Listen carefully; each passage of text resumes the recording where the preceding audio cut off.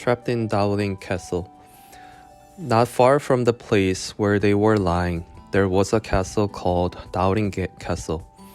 Giant Despair, the owner of the castle, got up early the next morning to walk up and down his fields and found the Christian and Hopeful asleep on his property.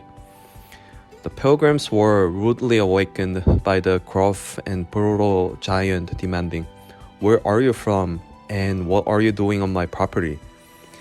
They explained that they were pilgrims who had lost their way.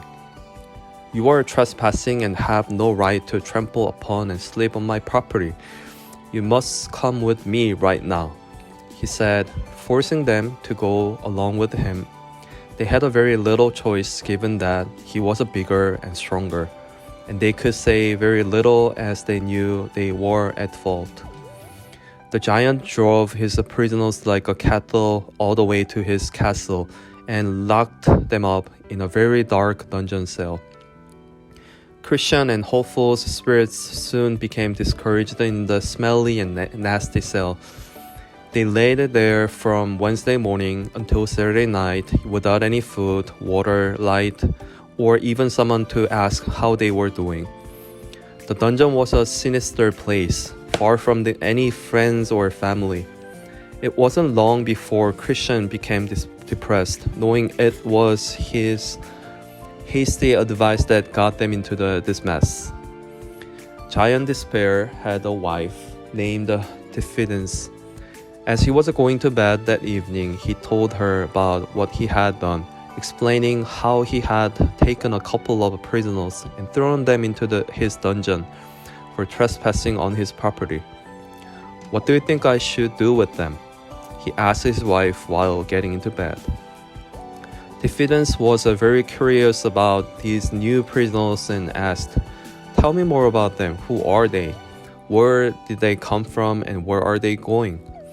The giant told her everything he knew. A Lady Diffidence did not trust the likes of Christian and Hopeful and quickly offered advice. "Tomorrow you should go down to their cell and beat them without mercy."